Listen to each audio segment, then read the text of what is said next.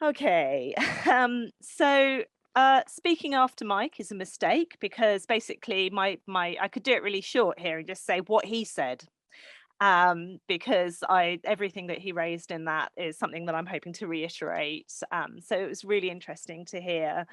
I'd like to say thank you for inviting me to speak today, to Lena for introducing us all. As he said, I'm Ananda Rutherford, and for the last 2 years, I've been the research associate on a project called, if I can say it properly, Provisional Semantics, addressing the challenges of representing multiple perspectives within an evolving digitized national collection. And that is the best I've said it yet. I've never done it without fluffing it. So I finally, after 2 years, learned the title.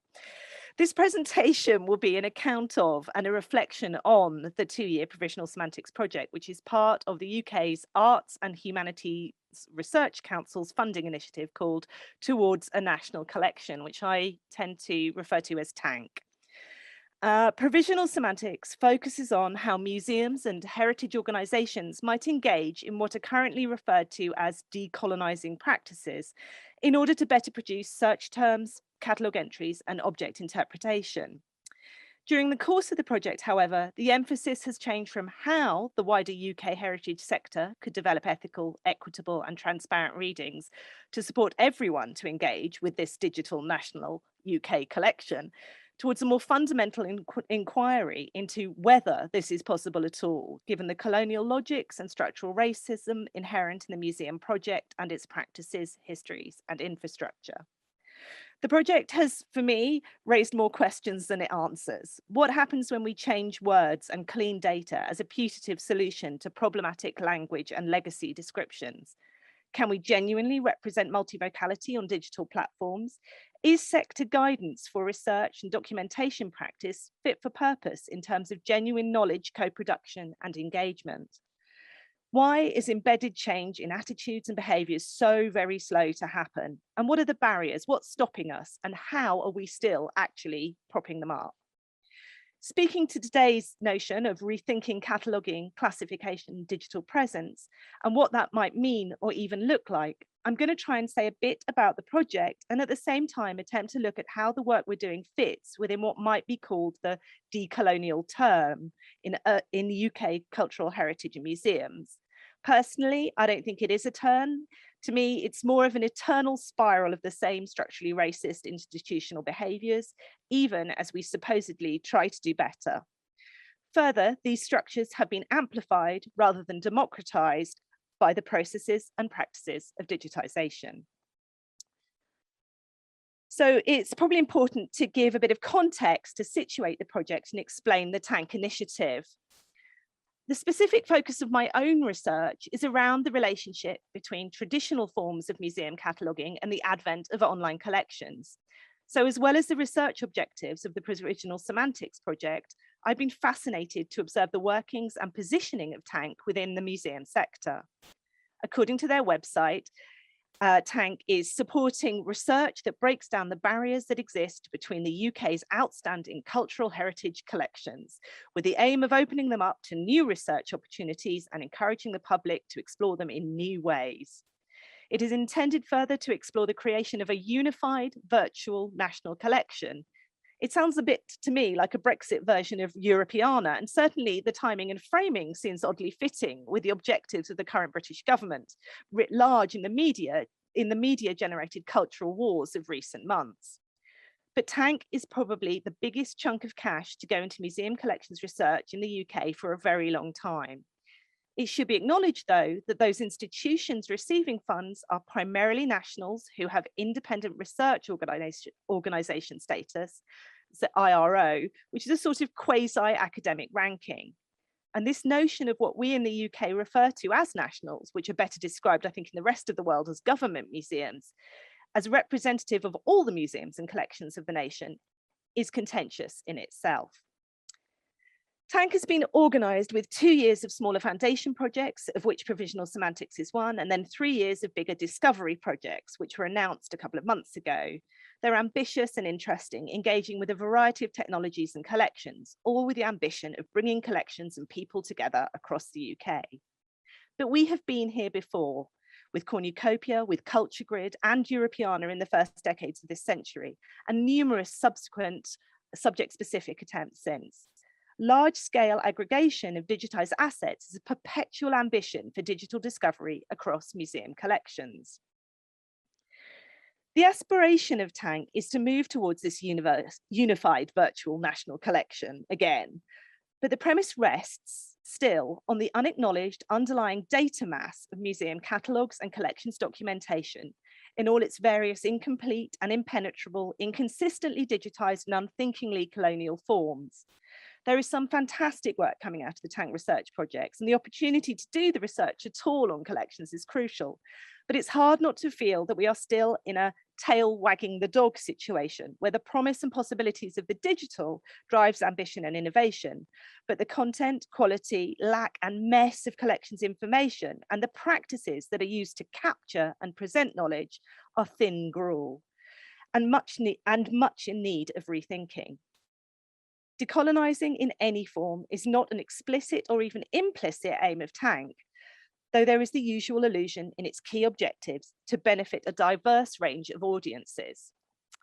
My concern here is to draw together and keep in mind that the ideas and practices of digitization, documentation, and decolonization are now inextricably linked, and we need to foreground that in all discussions of our contribution to the digital cultural record.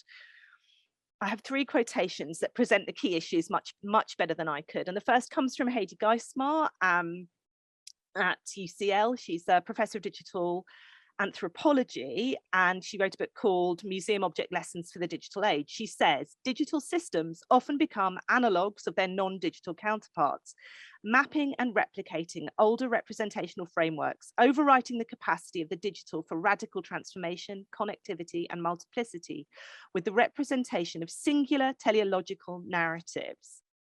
And then this quote from an incredible article by Temi Odamosu, which came out in 2020, called The Crying Child on Colonial Archives, Digitization, the Ethics of Care in the Cultural Commons, which I really would advise you read.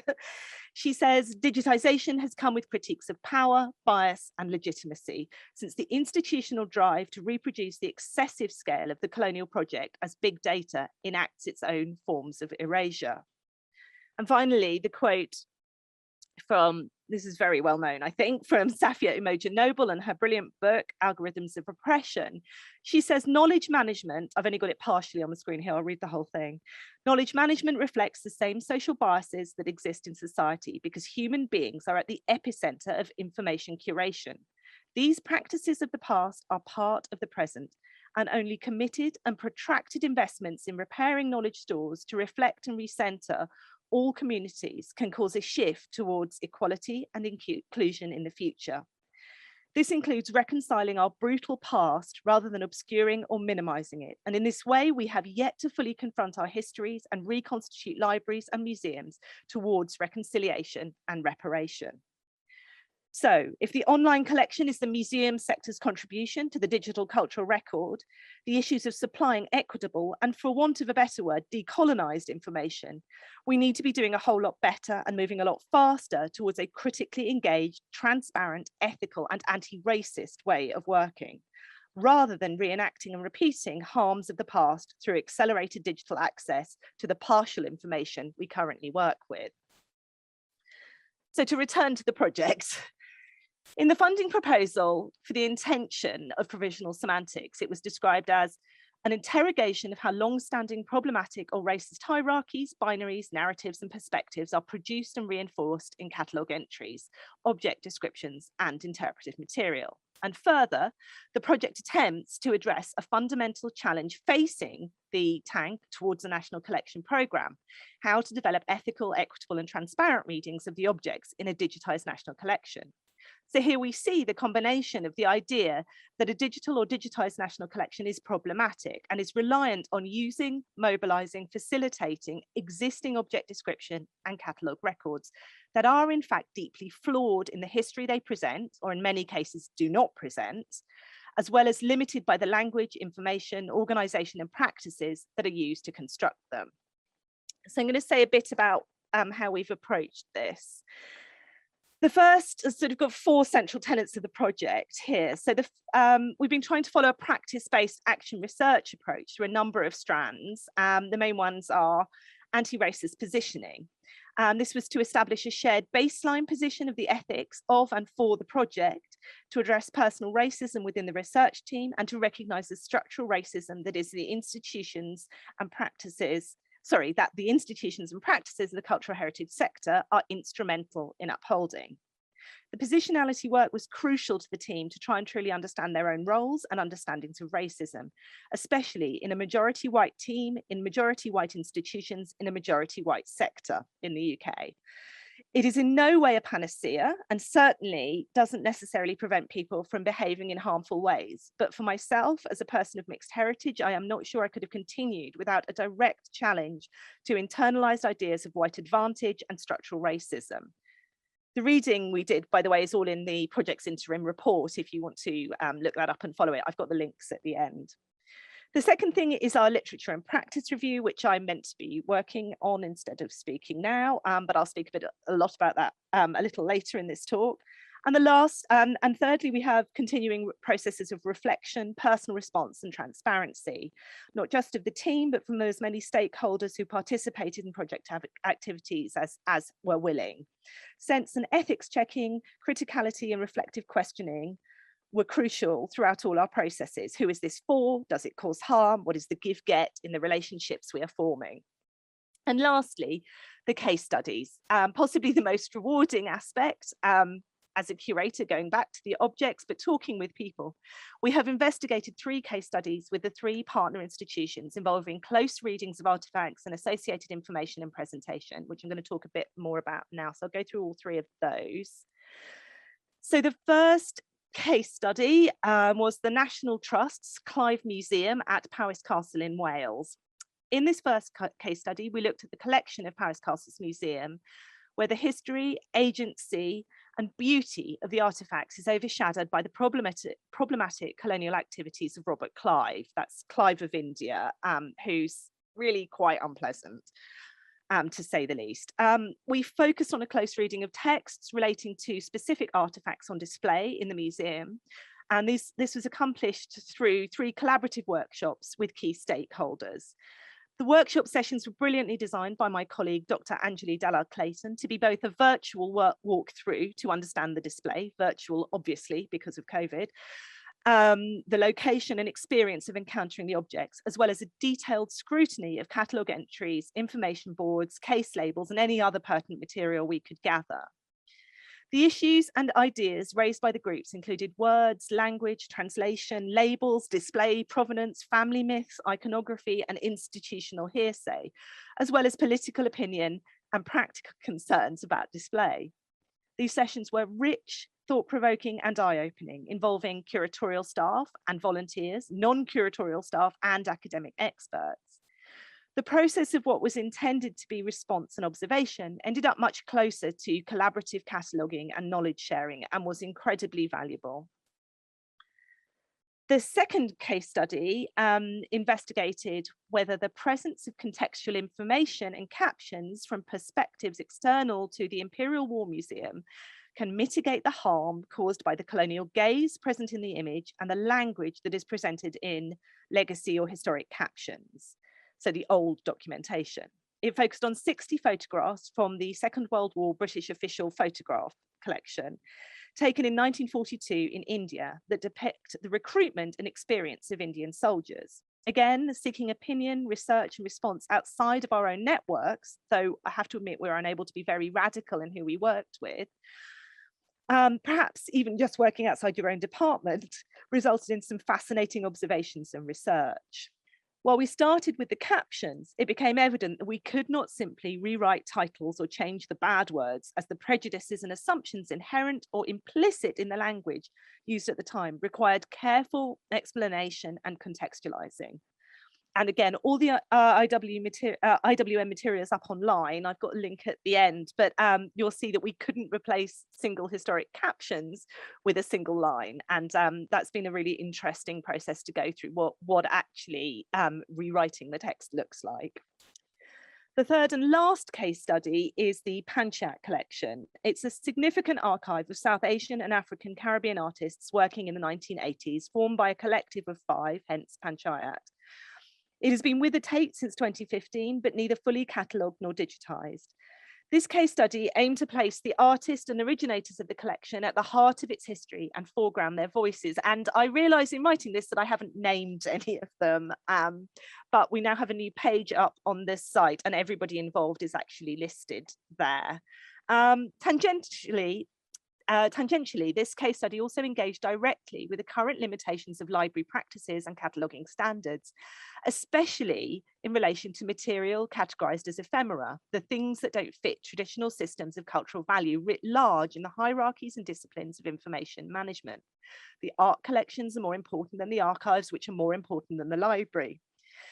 This plays out across all 3 case studies, but sometimes when the only historical representation is an unidentified photograph or a photocopied flyer, we need to take care in ensuring that we approach it without the hierarchies and socioeconomic values of the global art market and with the respect it deserves.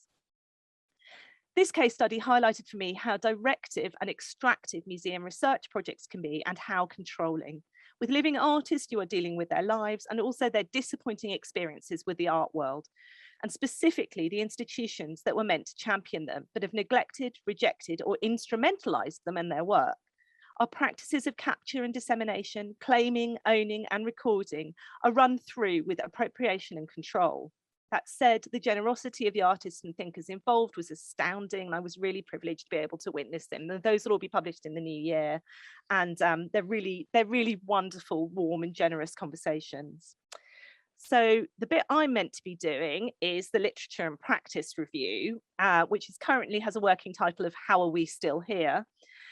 So parallel to the case studies, I've been attempting to put together a literature and practice review to look at what work has been done previously and is being done now in relation to cataloguing content, cataloguing practices, and knowledge generation in cultural heritage in UK. And I rather ambitiously chose the last 20 years to try and examine why the same colonial context, attitudes of modes of perception, racist language, and an abject underrepresentation of the work, histories, practices of racialized and minoritized people continues in UK arts and cultural heritage. And I think Mike's talk illustrated this really well. In trying to locate appropriate material for scrutiny, my research revealed the euphemistic nature of the ways racism is and has been talked about in the UK public sector. This is indicative of an unwillingness to deal with it directly. Inclusion, representation, diversity, and now decolonisation, even unconscious bias, are used almost interchangeably. And all of these words mean different things. But in arts and heritage, they are a way of naming and thus containing the problem. And the problem is racism. At the same time, they become overused to the point of meaninglessness. People commonly use decolonisation as synonymous with diversity, equality, and inclusion, and don't properly understand or stop to interrogate the colonial behaviours it relates to, which itself is geographically and temporally situated. Colonial legacies in Kenya are not the same as those in Haiti, Ireland, Brazil, or Tibet, or Australia. Cultural decolonisation practices will need to answer different questions and address different issues depending on time and place then and the spaces now. My main observation is that we have been here before. This current version of a so-called decolonial term is neither new nor more profoundly substantive, despite the world finally acknowledging structural and institutional racism and the iniquities it enshrines, and museums' role in this. But if we have been here before, then museums, as supposed memory institutions, are actually terrible at recording and remembering their own histories and the work done, let alone learning from it. Project after project engages with communities, attempts to involve hard to reach audiences, tries to address the diversity, and there is a repetition of the same research questions. And I can actually chart this in some of the case studies we've looked at looking back. They've raised these questions before, but each time it's with a slightly different tech solution. And in all of this, I've struggled to find a direct link between project findings in research and academia and actual material change to practices in cataloguing.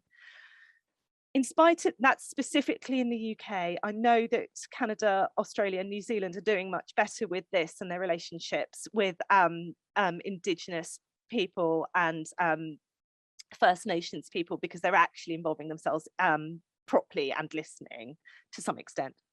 Anyway, in spite of the rush of arts and heritage institutions to show a black square, to promise to change, to perform allyship, and the momentary instrumentalization of black artists and their work across social media in 2020 to 21, there has also in the UK been a nationalistic backlash with government chastisement, censorship and threat, as well as orchestrated media campaigns. So it's hard to believe that much change has actually been made. And if it has, will it be able to continue? So just going to go to our interim findings. I've got a couple of these. Our findings fall into two separate but connected areas. The first is about running projects and has surfaced through doing this research. It's kind of like a meta project of what not to do quite often, and we've learned as we've done it and made mistakes and even caused harm. Anyway, an agreed anti-racist ethical position is crucial when setting out on any project. Research teams should be representative of the diverse population of the UK and of the people implicated and impacted by the research topic. Appropriate representation should be established from the conception of research projects and should be a required metric for funding approvals. Project work is not sustainable. It's not a sustainable way of bringing about embedded and sustained change. Sensitive decolonizing work requires ongoing and continuous critical reflection, as well as ethical collaboration with stakeholder communities and individuals, involving a relinquishing of power by both institutions and the individuals representing them, and a repeated contestation of institutional orthodoxy. So I don't know if I'm going to get into trouble for talking about Tate and Tank like this, but there we are. There is a lack of substantial rigorous evaluation taking place. Who engages? How do you measure change? Does behaviour change? What and where is the impact online and in real life?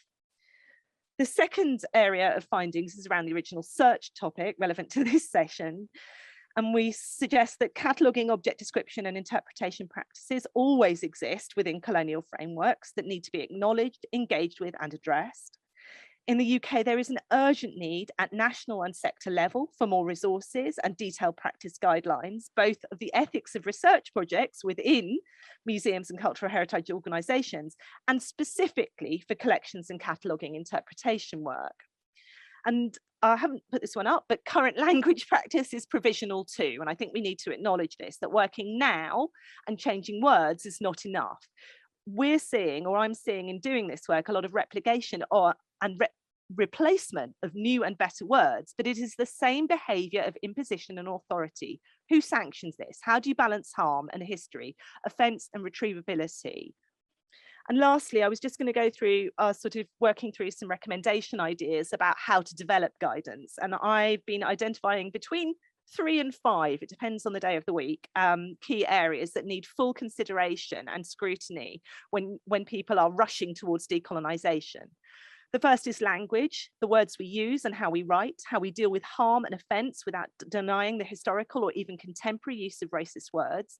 Language addresses much more than words. There is tone, professionalism, descriptive neutrality, and translation. They all come into play to construct an objective, authoritative museum voice, which we need to unpack.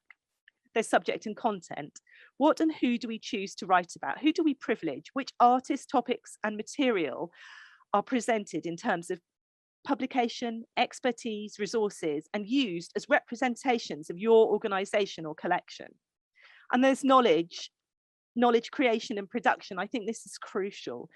And Mike touched on this very well as well. You need to consider who is involved, who is listened to, who can get access to the information in the collections, objects and archives, and who is allowed to use that material, who participates in the knowledge generation.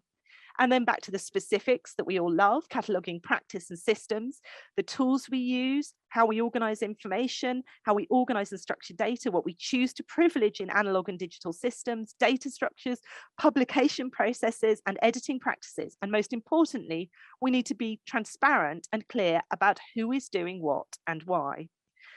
And lastly, context and history. How did we get here? Why does it work this way? Institutional histories and institutional infrastructure shape what we do. Social and political agendas, hierarchies of value, worth, and deficit thinking, personal positions that we inevitably work within. These all need critical evaluation and honesty about where we stand. This is slow work. It's not really possible at scale, but I think it's time we focused on depth and rather than volume. So that's me done.